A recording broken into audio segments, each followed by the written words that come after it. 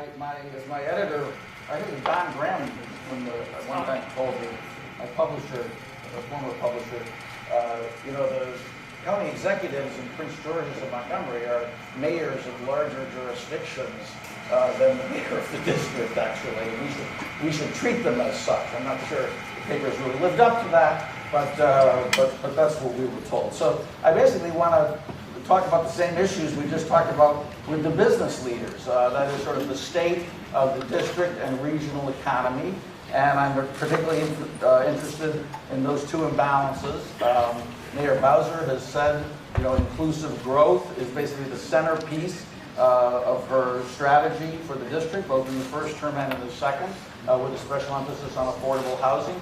But basically having growth, having continued economic growth, but making it inclusive and making sure that we're not leaving people behind. This is what the goal is. And just, how are we doing on that, and what do we need to do it better? And I think a very similar issue going on also for Prince George's. And of course, Mayor Williams and Mayor Pratt have experience dealing with this in the past. And I'm just warning you right now at the beginning that at the end, I'm asking you about an issue that has affected each of you directly, and that is the Redskins' next stadium. Okay? I'm going to ask about that at the end. Because each of them played direct roles in the Redskins stadium issues. But let's start with Mayor Bowser. Tell us how do you think things are going, and how would you address these imbalances that I talked about? Well, thank you for having me. Thanks for having us, and I want to thank you. Can everybody hear? No. Sorry. Well, it's twinkling green. Thank you. So I want to thank you, President Mason, and all the UDC Firebirds for having us today, and acknowledge our students, our mayors, our county executives, and all of you on what is a very important topic for us. We are in DC very bullish on our city, county, state, and school district.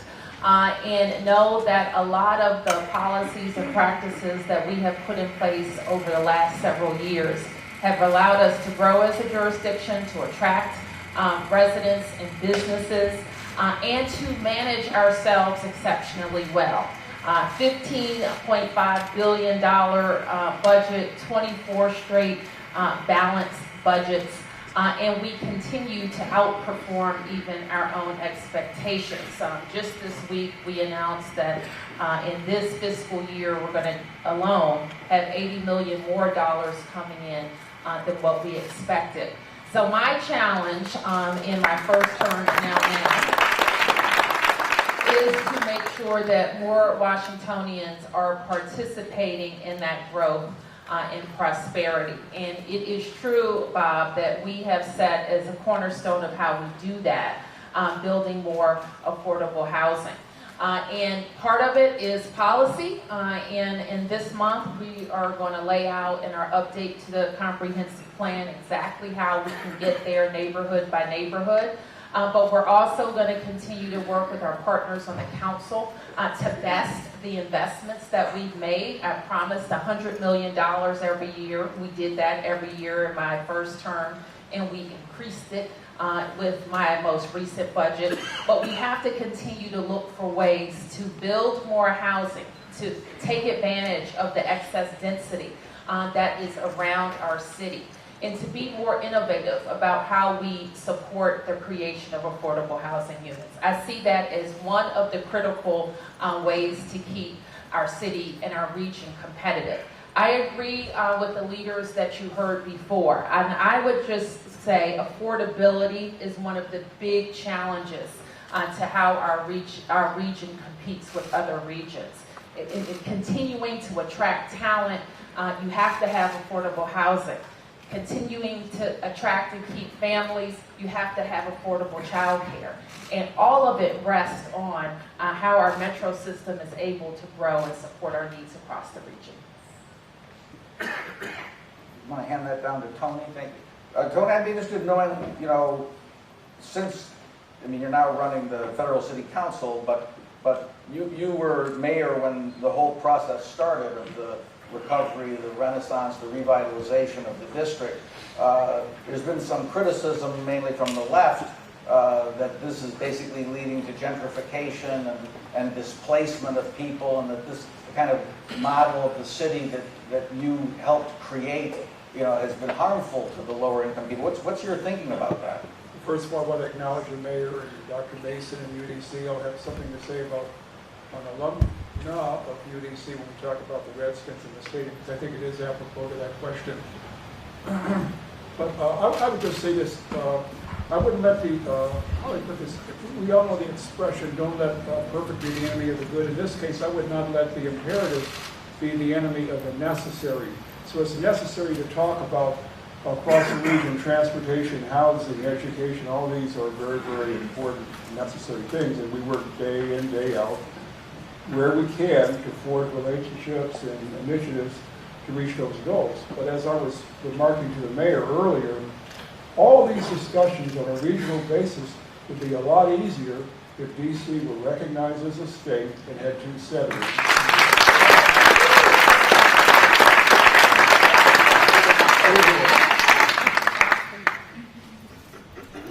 An appeal for statehood.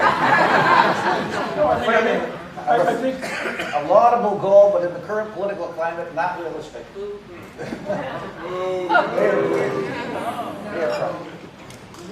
Does this work? I don't know. Thank you, Tony. Is this on? You can? Okay, good. Well, I'm delighted to be here. Okay, I'm delighted to be here. I also, from where I sit, and I want to first comment on the fact that I can sit on this high chair as a grandmother. Major milestone. I hope I don't have to have her be nursing med back off of it. But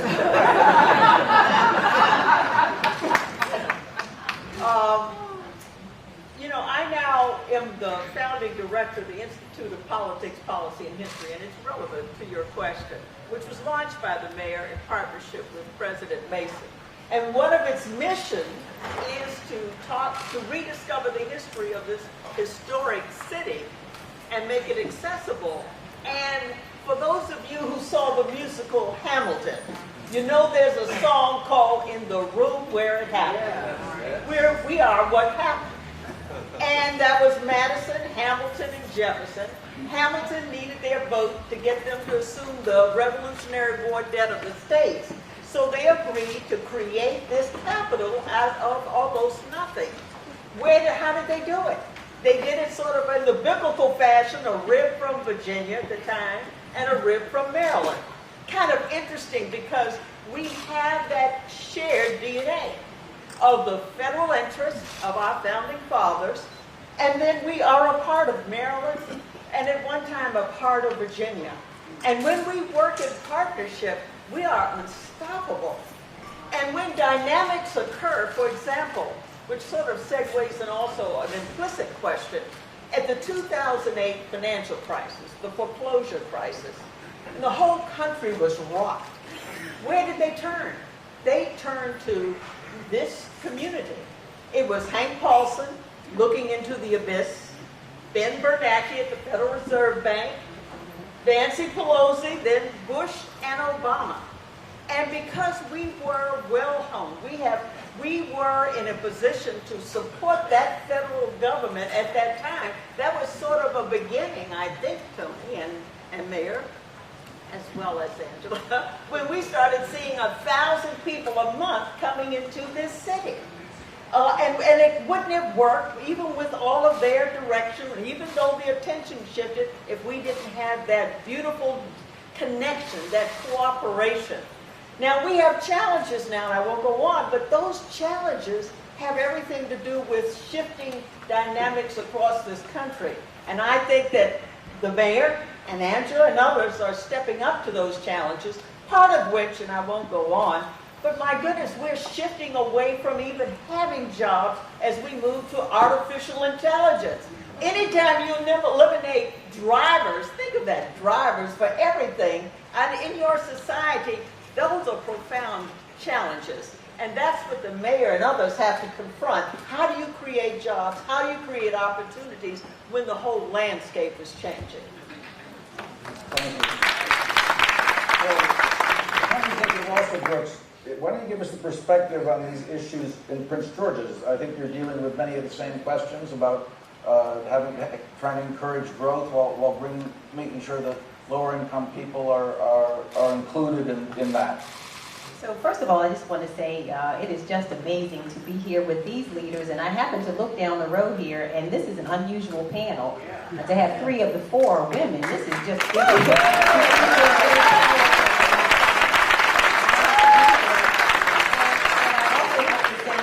This is an exciting time to lead in Prince George's County when we have a mayor who is homegrown, and she said she's bullish about the city. Someone said this is the best city, but it's situated next to the best county. So this is really an exciting time.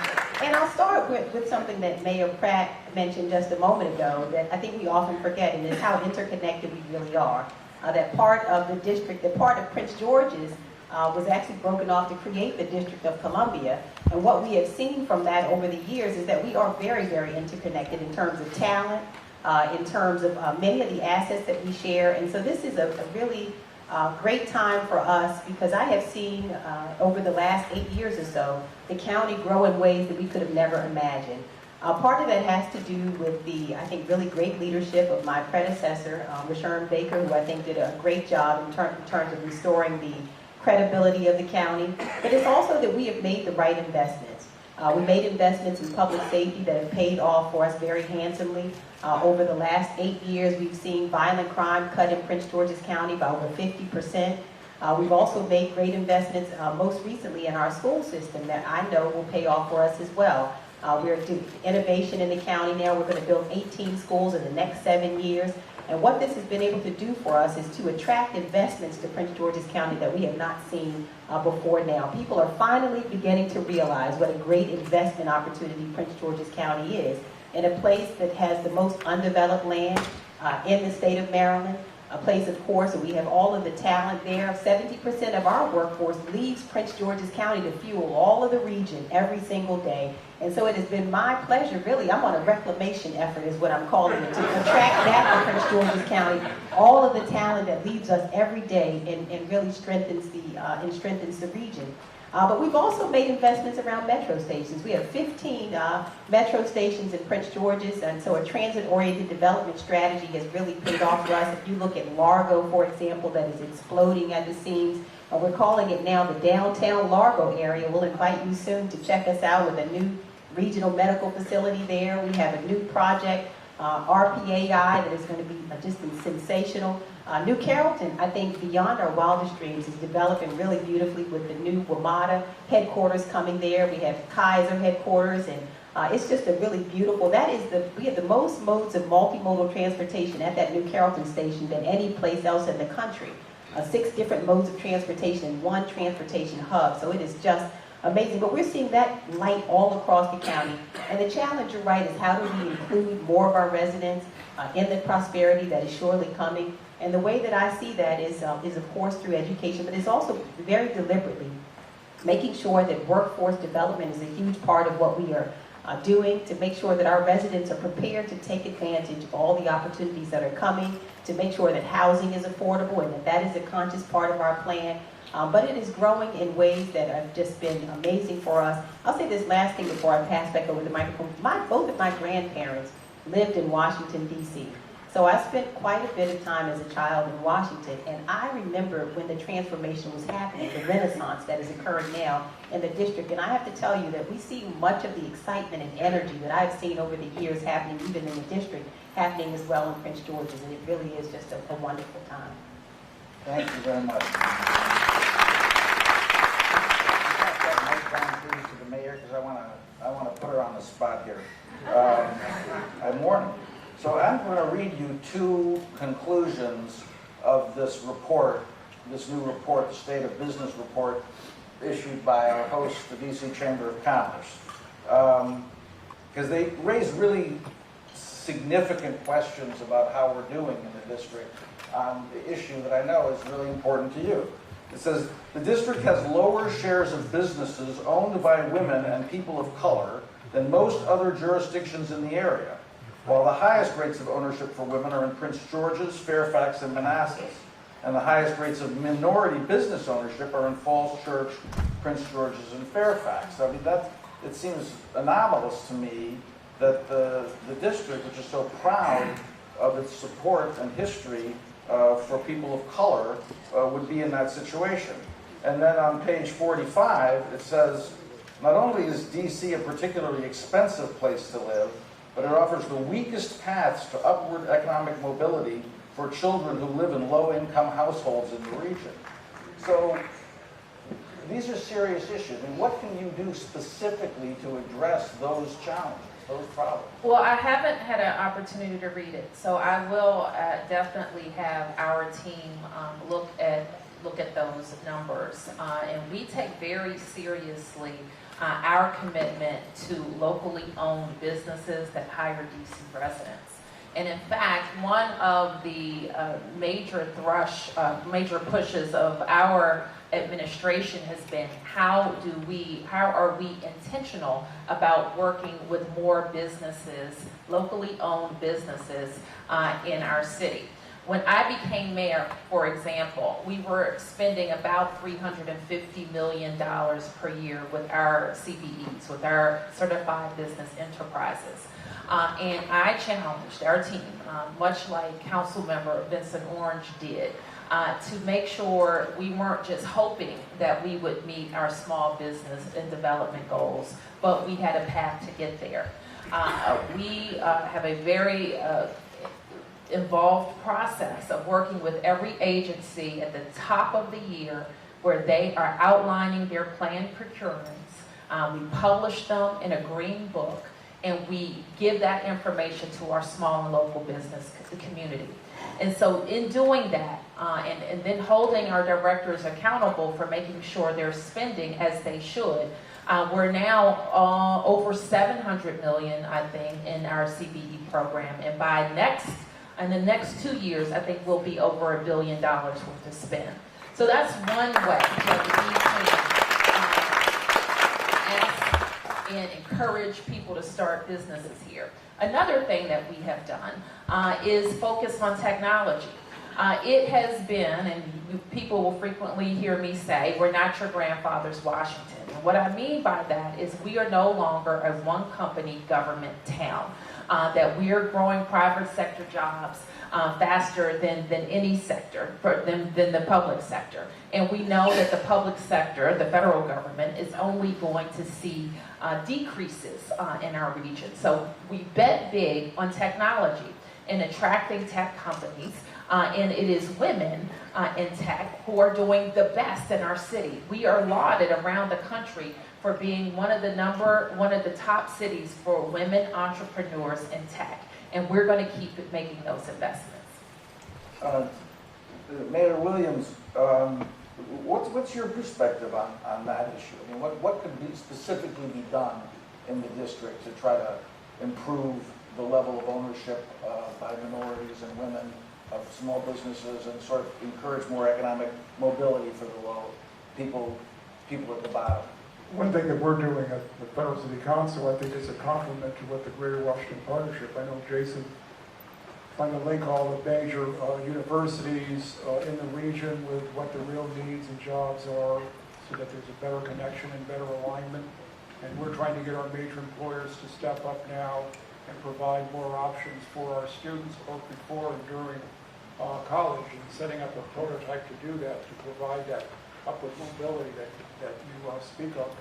When it comes to whether it's inclusionary zoning and housing or requirements for minority business ownership, capital formation, access to opportunities, I think we have to continue to do what we've been doing, which is including it in and I applaud the mayor for really emphasizing this, including this on the projects we do, and including it as we do the comprehensive plan and the general expectations of the city. Because if you look at the comprehensive plan is so important because the general economy has vastly more impact than the government itself, right? So if you talked about gentrification earlier, it wasn't 5 or 6 projects that resulted in gentrification. It was general uplift in the economy. There was a lot of good to that, and there were corollary bad aspects of it that have to be addressed. But recognizing that is very, very important. Mayor Pratt, do you want to talk about the gentrification issue? I mean, the market forces are so strong, encouraging development in sort of, you know, borderline neighborhoods in the district. I mean, is there any way to, from your point of view, based on your experience, is there any way to slow that down, or is just the solution to try to help the people who get displaced? Well, it's such a tough issue. I mean, as someone who was here when you didn't have that huge influx, you got to have that tax-paying resident in order to generate the revenues you need to support the city. And so, you know, on one hand, you want to attract that population because that's how your city will grow, that's how it will thrive, that's how you'll be able to fiscally survive and prosper. But at the same time, it almost inevitably, partly because of what I alluded to earlier, such shifts in the economy, you know, that it is creating inevitably a greater economic divide and thereby creating greater challenges that the city is trying to address. I know Prince George is trying to address in terms of affordable housing. But we've got to figure it out. But there's got to be buy-in from everybody to figure it out, because it does mean how you spend taxpayer dollars to subsidize these opportunities. And everybody's got to get on board with that. But you've got to have a society always where there are more people who have a vested interest in who we are than feel or otherwise feel isolated. When they start feeling isolated, you have seeds for anarchy. You really do. And so it's a real issue throughout America. And it's a tough one, but it requires buy-in and a notion that, and we see this debate going on at the national level, do you really want to spend dollars, tax dollars, to help subsidize these differences that are occurring? Do we want to do that as a collective in our society? And there's some who say yes, and a great many who say no. And it's a real challenge. I have a slightly different question for County Executive Alsobrooks. Since Sharon Baker was there, and since you've been there running things, I do think the county has really overcome and sort of moved beyond some of the negative perceptions about it. You addressed this a little bit. No whiff of corruption in government, and we had that problem before with Sharon Baker in Prince George's County, and really much less concern about public safety than there had been in Prince George's County. But you still have this bizarre phenomenon, which is really a problem for the region, where you've got a lot of undeveloped land near metro stations in Prince George's County, and it's not, you know, that's the place to build. I mean, if you look at it logically in the region, one of the best places to build mixed-use development, including affordable housing, is around those metro stations in Prince George's County, and yet it doesn't seem to be getting as much, it has not gotten as much attention as some other parts of the region. I'm just wondering, do you think that there's a redlining problem regarding commercial investment in Prince George's County, this has certainly been an issue in the past, that the county's basically being redlined either because of its past history, or because it's a racial thing, it's majority African American? So I think that's a great question, and you know what? So the truth of the matter is the reputation was never deserved. I think if we're honest about it, when Rashawn Baker took office, I think he did an amazing thing in terms of changing the perception of the county. But I have to tell you that the people of Prince George's County remain the same. We have always had extremely talented people. We have always had assets in the areas of land and education. So it has been a county whose assets have always been strong. But the reputation of the county is something that we have struggled with for quite some time. We accept that. And we're very happy that it is changing. But I have to tell you that the strength of the county has been much as it is now. It really is just perception. And so when you ask about whether it is a racial issue or what the issue is, I think the elephant in the room is that Prince George's County has been perceived in a way that has not been accurate. And that's the reason that part of what I have enjoyed as county executive is talking about the pride that people in Prince George's County feel about our county. We are very proud of it. And I think there's a lot there to be proud of. It was not just for Sharon Baker, but there was Wayne Curry. We have had very strong leadership in Prince George's County for some time now. And I just have the opportunity really to, in some ways, inherit all of the work that was done before I got there, including the development that is happening around our metro stations, 15 of them. From Suitland to Largo. We can talk about again what's happening in New Carrollton. We have at least, out of the 15 metro stations, we have activity happening in close to 7 of those metro stations. And this is really the time to get in because I believe before long those opportunities will not be there anymore. People are finally beginning to understand the great investment opportunities that exist in Prince George's. But your question is a fair one about whether or not it is an issue around race. And I think that, you know what, in some ways it is fair to say that it is.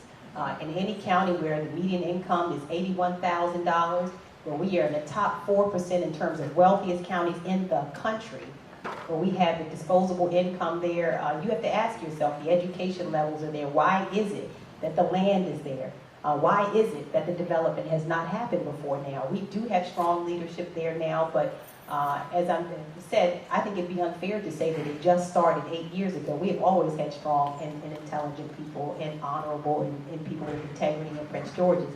We did have one dark period, but you know what? We have moved forward, and this is really the best is yet to come. It is a wonderful country.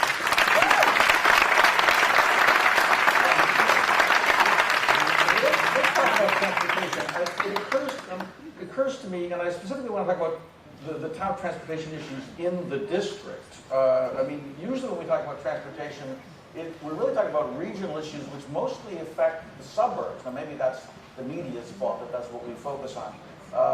The mayor agrees it's the media's fault. What a surprise. So, but the metro is a regional issue. Of course, the district's involved in that, but a lot of the questions have to do with support from Maryland and Virginia and the federal government now. The American Legion Bridge is a Maryland-Virginia issue. So let's talk about the mayor. What do you see, current mayor that is, what do you see as the top, say, 2 or 3 transportation issues that need to be resolved in the district? And I'm particularly interested in congestion pricing and dedicated bus lanes. I still think that the health of our metro system is our top issue. I think that we work really hard and long together to have a stable funding solution. Not perfect, but it is advancing us, and it takes care of getting us to a state of good repair in 10 years. But it does nothing for how we grow.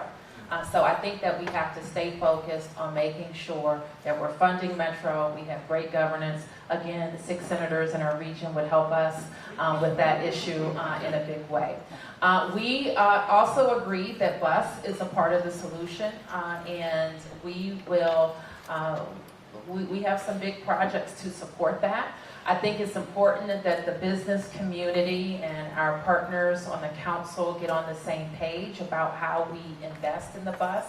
In my last budget, for example, I introduced a K Street Transitway. It was mentioned that you can only go 4 miles an hour on K Street. Well, we have a proposal to transform those service lanes to have dedicated bus and safe lanes for bicycles, cars, parking, and everything. So we need to advance on big projects like that.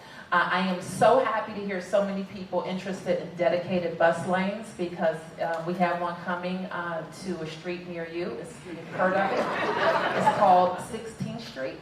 And that will be our big effort in dedicated bus. And it will have a regional effect as one of the primary routes from Montgomery County into the district.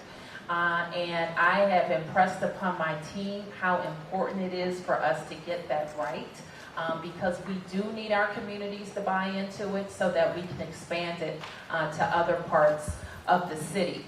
Now, you raised the question about congestion pricing, and I have to tell you, I want my team to be thinking broadly and have every tool on the table for us to consider.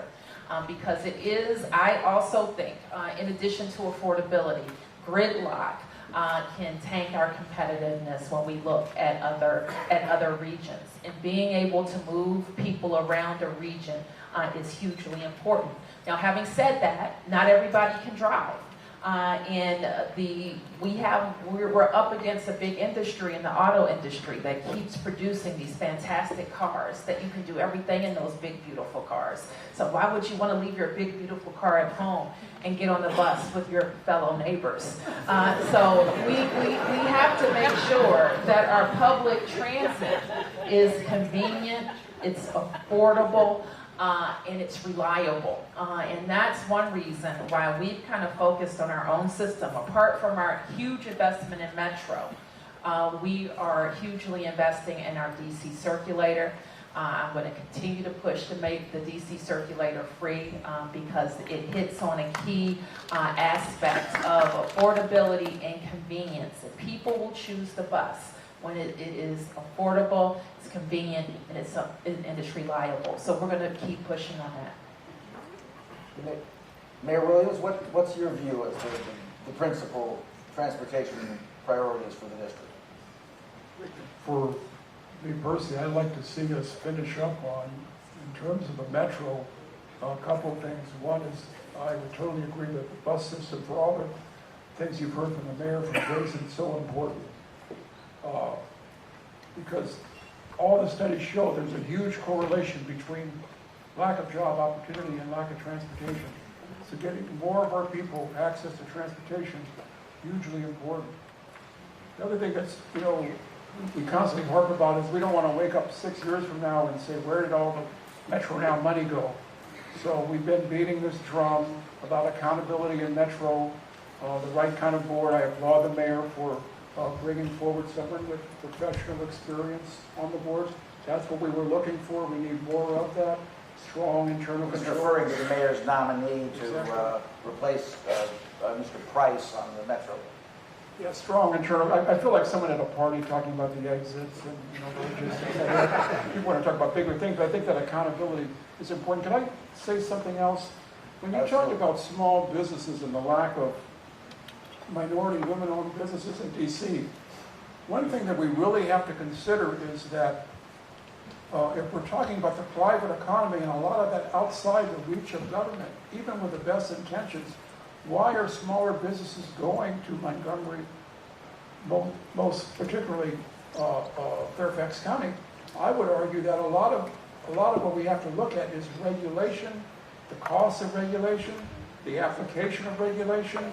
Where it takes 18 years to get projects going, the neighborhoods are in favor of the project, everybody's on board with the project, and someone from Hawaii or Alaska or someone with a different theory is breaking up this project. A lot of these projects are small businesses in these projects. If you're a small business looking to do business, you're going to look at where the best opportunities are, and if there's onerous regulation, it's a problem. I'm not trying to sound like a right-wing Republican, but we have to look at the cost of regulation and its relationship to formation of small women-owned businesses, minority-owned businesses. You sound like a moderate, business-friendly Democrat.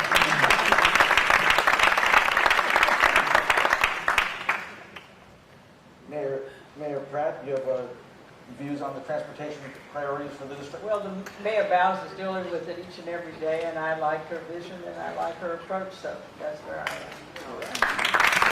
And once again, talking about Prince George's County,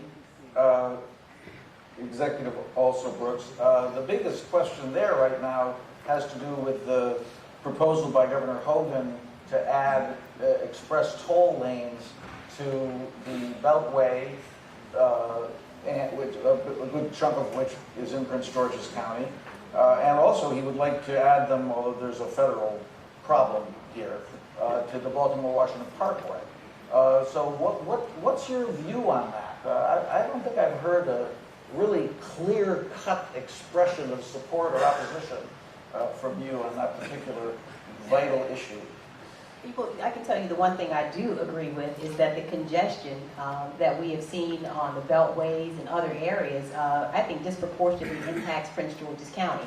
we have our residents who are stuck on these highways for 2 hours at a time, and something has to be done to alleviate that gridlock. So I can tell you that I do agree there. Now, how that is accomplished, I think there is widespread opposition, especially to expanding the parkway. I think that there has also been a lot of concern about the toll roads on the Beltway. But the thing that we do know is that we have to come together to find a solution so that our residents are spending time at home, doing homework with their children and sitting at the table having dinner and not spending hours and hours commuting back and forth. I think the solution for it is one that is a collaborative solution. And I heard that word used quite a bit in the panel before us, and I think that really is going to be the solution, is that we're going to have to figure out transportation as a regional issue. I think using the buses, we've heard about the bus routes. We've been doing a lot of work there in Prince George's using Metro. So I think it is really going to require that we come together as a region to decide what the system looks like. The purple line is going to be really helpful to us. We laid the first tracks on that just a few weeks ago, and we're looking forward to it.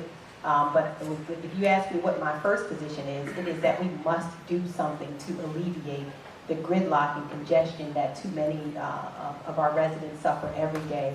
And I'm looking forward to doing that. I'm so lucky to have Mayor Bowser. Can I just say that publicly? I couldn't ask for a better partner.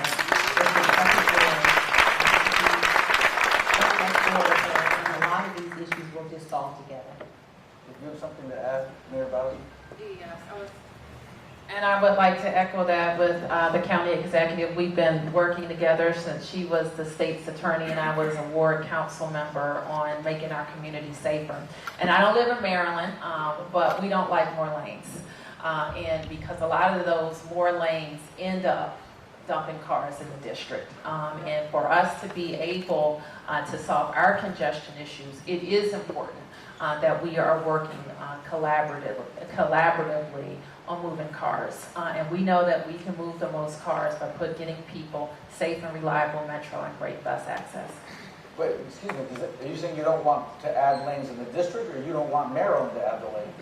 I don't want, where do a lot of those cars come in Maryland to the district? And I think it's important that as a region, and I think COG can play a role in this as we look at our plans and we look at how we're moving cars, that we are having that type of discussion. Adding more lanes and adding more cars does not address gridlock. Okay, so I promised you questions about the Redskins Stadium, and it's not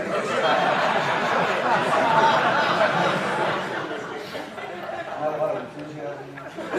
So I'm going to start with the mayor. Mayor, you've expressed a strong interest in having the team return to Washington, but your chief of staff, who's sitting right over there, Mr. Falsiccio, told me not too long ago that you hadn't had any comments, any discussions with the team since last fall, or even longer. So what's going on with that? How about those Mystics?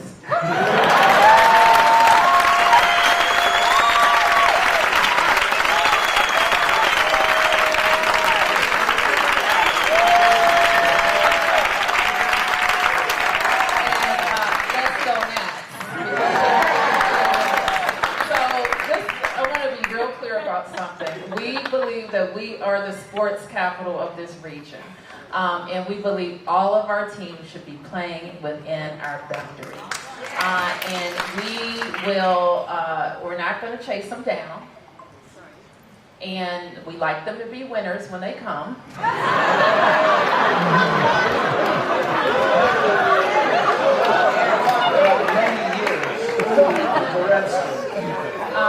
But what's important, and Mayor Williams got this exactly right when he fought so hard for the Washington Nationals.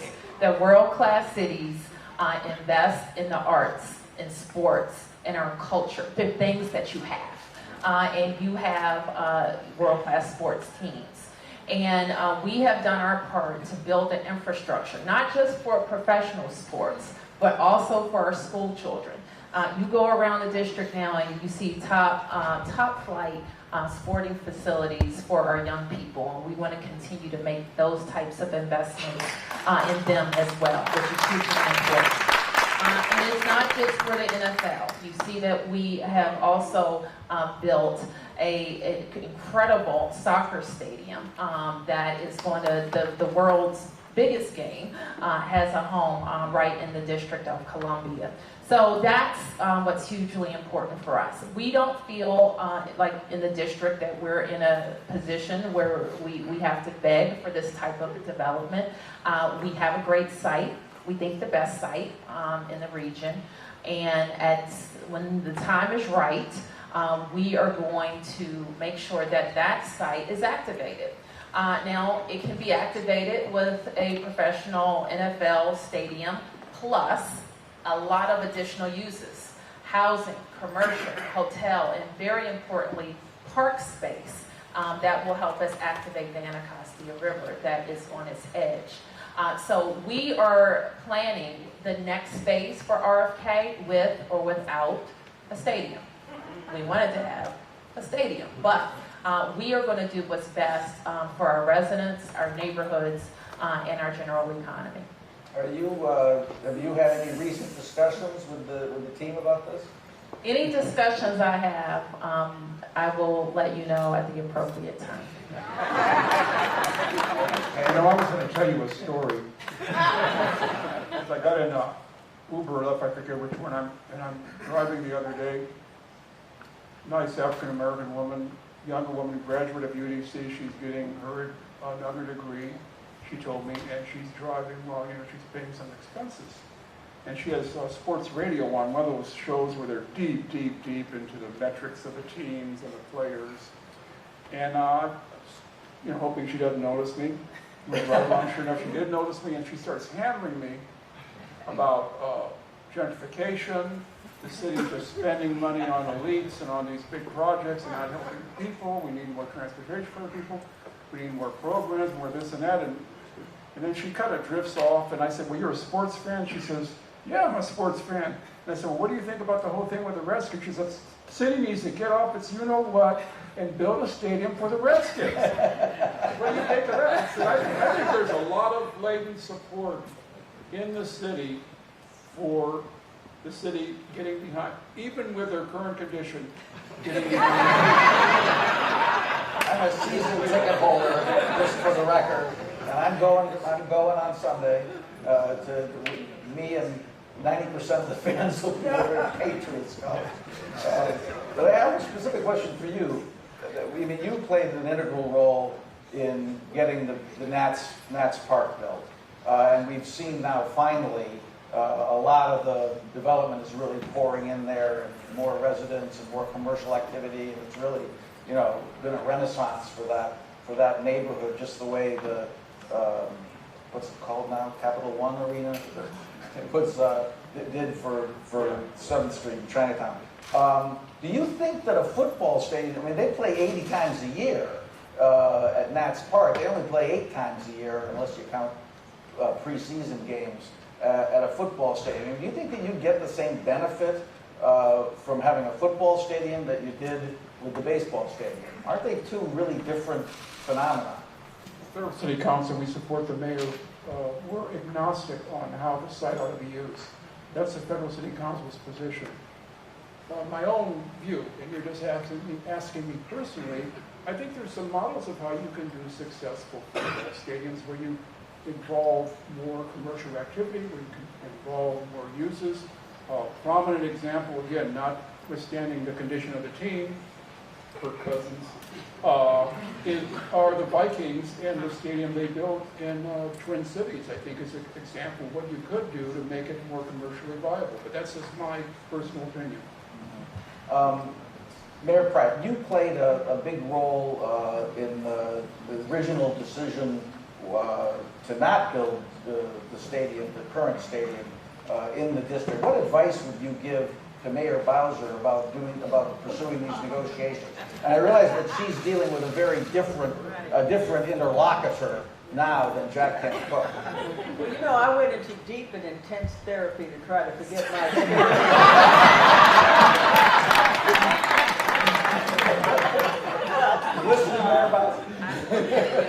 I will have to say that on my watch, I got Ann McLaughlin Carolinas, who was then chair of the Federal City Council, to go and reach out to Abe Poland and bring what was the ultimate urban sport into the city, basketball.